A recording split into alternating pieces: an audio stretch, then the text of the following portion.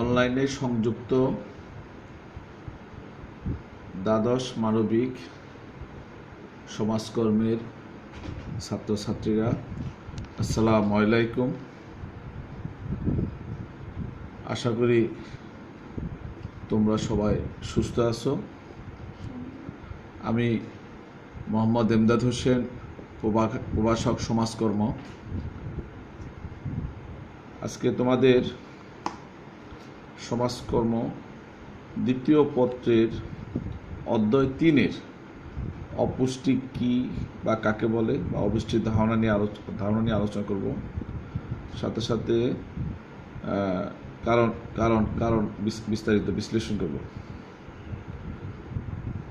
অপুষ্টির ধারণা শরীরের সামগ্রিক বিকাশ প্রক্রিয়ার প্রভাব বিস্তারকারী খাদ্যের 6টি উপাদানের কিংবা বিশেষ কোনো উপাদানের ঘাটতিজনিত অবস্থাকে পুষ্টিহীনতা বলে। অর্থাৎ মানুষের দৈহিক মানসিক বিকাশ ঘটিয়ে শরীরকে সুস্থ সবল ও কর্মক্ষম রাখার জন্য বাধা দানকারী খাদ্যের পরিমাণগত ও গুণগত অভাবজনিত অবস্থাকে পুষ্টিহীনতা বা অপুষ্টি বলে। এই অপুষ্টি সম্পর্কে সমাজকর্মের ব্যাখ্যা অনুযায়ী বা অপুষ্টি সম্পর্কে সমাজকর্ম অভিধানের ব্যাখ্যা অনুযায়ী পুষ্টিহীনতা কোনো একটি শারীরিক অবস্থা যা সাধারণভাবে তবে আবশ্যকীয়ভাবে নয় শারীরিক দুর্বলতার মাধ্যমে প্রকাশ পায়।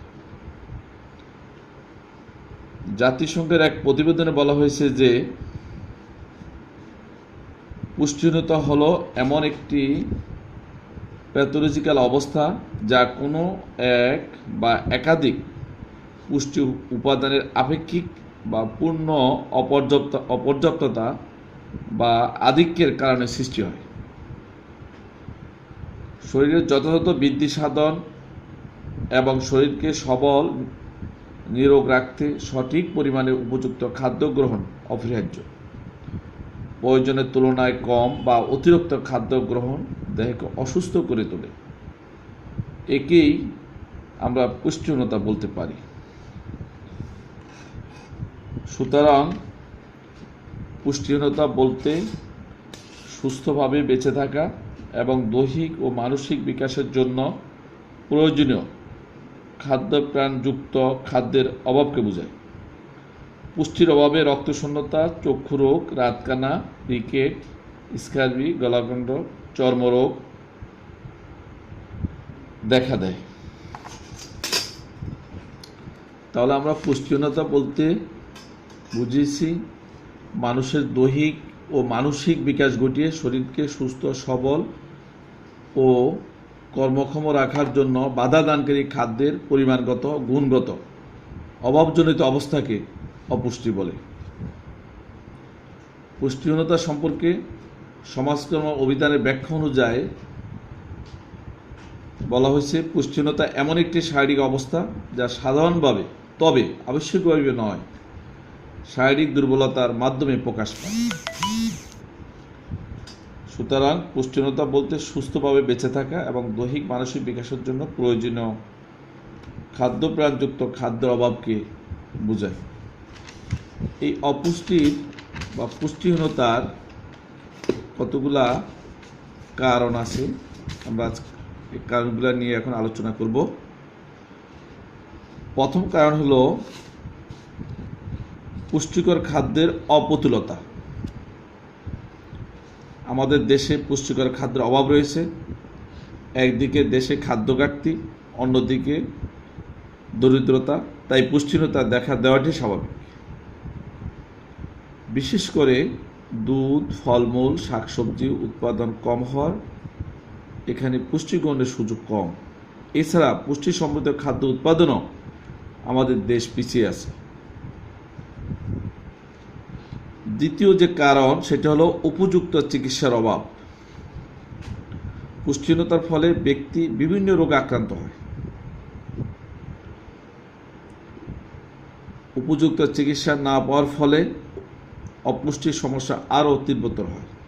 আমাদের দেশে ডায়রিয়া বা বদহজম এই কারণে হয়ে থাকে। পুষ্টিকর খাবার গ্রহণের পরিমাণ বাড়িয়ে দিলে এই সমস্যা হ্রাস পায়। পুষ্টিহীনতার ফলে ব্যক্তি বিভিন্ন রোগে আক্রান্ত হয়, আর তখন যদি উপযুক্ত চিকিৎসা না পায় তখন এই সমস্যা আরও তীব্র থেকে তীব্রতর হয়।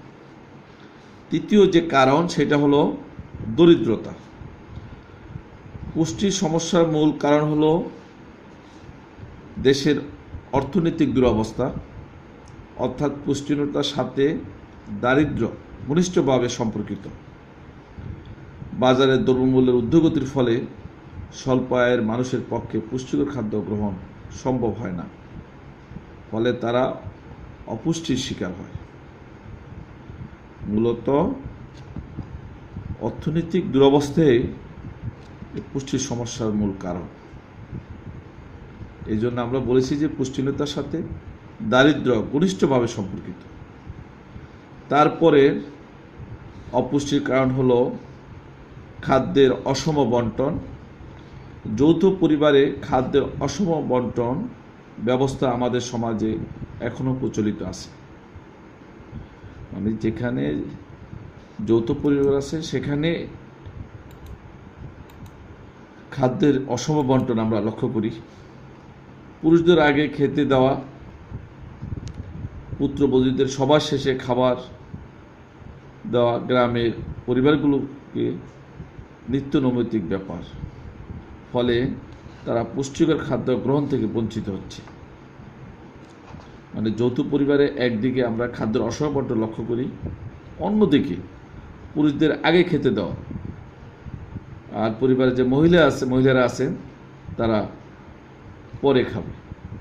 পরিবারগুলোতে এটা হলো আমাদের নিত্য নৈমিত্তিক ব্যাপার আমরা লক্ষ্য করছি, ফলে তারা পুষ্টিকর খাদ্য গ্রহণ থেকে বঞ্চিত হচ্ছে, তাই তারা সহজে অপুষ্টির শিকার হয়। অপুষ্টির বা পুষ্টিহীনতা তারপরে উল্লেখযোগ্য যে কারণ সেটা হলো জনসংখ্যাস্ফীতি। খাদ্য উৎপাদনের তুলনায় জনসংখ্যা বেশি হলে খাদ্য ঘাটতি দেখা দেওয়া এটাই কিন্তু স্বাভাবিক। যখন জনসংখ্যার তুলনায় খাদ্য উৎপাদন কম হয় তখন কিন্তু এই ধরনের অপুষ্টির বা পুষ্টিহীনতার যে সমস্যা এটা দেখা দেওয়াটা স্বাভাবিক। তাই দ্রুত জনসংখ্যা বৃদ্ধি পেলে পুষ্টিকর খাদ্যের গ্রহণ সম্ভব হয় না। এই দেশের জনসংখ্যা বৃদ্ধির ফলে প্রতি বছর অতিরিক্ত 4.5 লাখ টন খাদ্যের প্রয়োজন, ফলে পুষ্টিকর খাদ্য গ্রহণ অসম্ভব হয়ে দাঁড়িয়েছে। পুষ্টিহীনতার তারপরে কারণ হলো খাদ্যে ভেজাল। খাদ্যে ভেজাল থাকলে এর পুষ্টিমান নষ্ট হয়।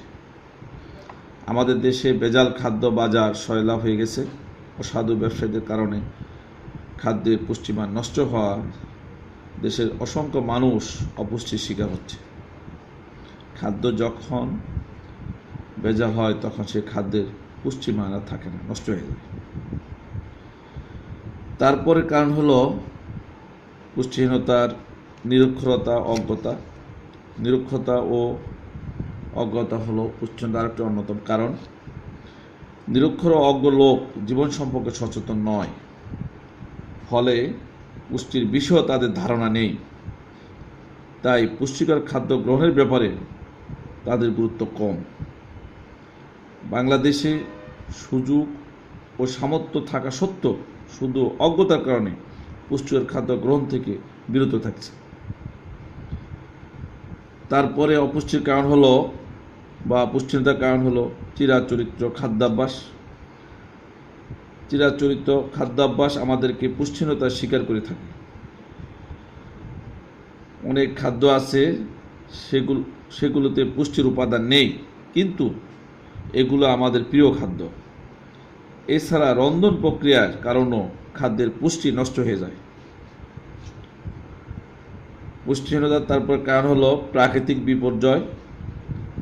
প্রাকৃতিক দুর্যোগ এদেশে নিত্য সঙ্গী। বন্যা, খরা, জলোচ্ছ্বাস, ঘূর্ণিঝড়, নদী ভাঙ্গন, অনাবৃষ্টি প্রভৃতির কারণে প্রতি বছর ব্যাপক খাদ্য নষ্ট হয়। ফলশ্রুতিতে দেশে পুষ্টিকর খাদ্যের অভাব দেখা দেয়।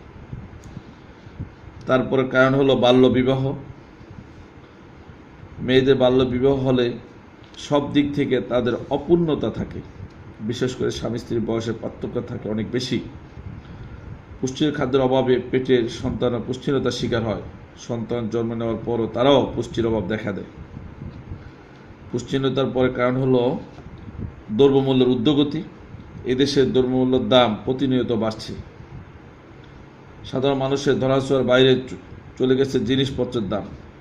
ডিম, দুধ, শাক সবজি নিয়মিত কিনে খাওয়া দুঃসাধ্য হয়ে দাঁড়িয়েছে। ফলে অপুষ্টির শিকার হচ্ছে অসংখ্য মানুষ। পুষ্টিহীনতার তারপর কারণ হল নোংরা বাসস্থান। গ্রাম এবং শহরে উভয় স্থানে অপরিচ্ছন্ন বাসস্থান পরিলক্ষিত হয়। বিশেষ করে শহরের বস্তিগুলো থাকার অনুপযোগী। স্বেচ্ছাতে নোংরা, অপরিচ্ছন্ন, ময়লা আবর্জনা এর চিরায়ত রূপ। আলো বাতাসহীন ঘরে বসবাসকারীদের প্রত্যেকে অপুষ্টির শিকার। তারপরে কারণ হলো স্বাস্থ্য সচেতনতার অভাব। আমাদের দেশে অনেকে স্বাস্থ্য সচেতন নয়। এছাড়া স্বাস্থ্যের ব্যাপারেও তেমন জ্ঞান নেই, পুষ্টির বিষয়ে জ্ঞান নেই। ফলে পুষ্টিকর খাদ্য গ্রহণ না করার কারণে অপুষ্টির শিকার হচ্ছে। পুষ্টিহীনতার তারপর উল্লেখযোগ্য কারণ হলো খাদ্যের অপচয়। এই দেশে একদিকে যেমন খাদ্য ঘাটতি, অন্যদিকে রয়েছে খাদ্যের অপচয়। ব্যবস্থাপনা, সংরক্ষণ, গুদামজাতকরণ ও প্রক্রিয়াজাতকরণে রয়েছে নানাবিধ সমস্যা। ফলে খাদ্যের অপচয় ঘটে থাকে। তাই এটিও পুষ্টিহীনতার অন্যতম কারণ। নিম্ন মাথাপিছু আয়। এদেশের বেশিরভাগ মানুষের মাথাপিছু আয় কম। নিম্ন মাথাপিছু আয় হওয়ার কারণে পুষ্টিকর খাদ্য জোগাড় করা সম্ভব হয় না। ফলে তারা অপুষ্টিতে ভোগে। মায়ের দুধ থেকে শিশুদের বঞ্চিত করা, এটাও কিন্তু অপুষ্টির অন্যতম একটি কারণ। এর আগে রয়ে গেছে বিরতিহীন গর্ভধারণ। ঘন ঘন সন্তান প্রসব পুষ্টিহীনতার ক্ষেত্রে নেতিবাচক প্রভাব ফেলে। বংশানুক্রমে এই রেওয়াজ চলে আসছে। এর ফলে শিশু সন্তান পুষ্টিহীনতার শিকার হন। তারপরে কারণ হলো মায়ের দুধ থেকে শিশুদের বঞ্চিত করা। শিশুর সর্বোৎকৃষ্ট খাবার হচ্ছে মায়ের দুধ, কিন্তু এদেশের অনেক মায়েরাই শিশুদের মাত্র দুগ্ধ থেকে বঞ্চিত করে। ফলে সন্তান অপুষ্টিতে ভোগে। উপরের যে কারণগুলো আমরা আলোচনা করছি, বাংলাদেশের অসংখ্য মানুষ, বিশেষ করে শিশুরাও পুষ্টিহীনতার শিকার হচ্ছে। আমরা উপরোক্ত কারণ সেগুলো আমরা আলোচনা করছি। এর প্রভাব পড়ছে শারীরিক, মানসিক, সামাজিক, সাংস্কৃতিক সর্বক্ষেত্রে। এর সমাধানের জন্য প্রয়োজন সরকারি বেসরকারি সমন্বিত উদ্যোগ। তাহলে আজকে আমরা দ্বাদশ মানবিক সমাজকর্ম দ্বিতীয় পত্রের অধ্যায় 3 থেকে আমরা আলোচনা করছি অপুষ্টি বা পুষ্টিহীনতা কী বা কাকে বলবো এই ধারণা নিয়ে। তারপরে আলোচনা করছি পুষ্টিহীনতার কারণ। আজকে এই পর্যন্ত। আল্লাহ হাফেজ।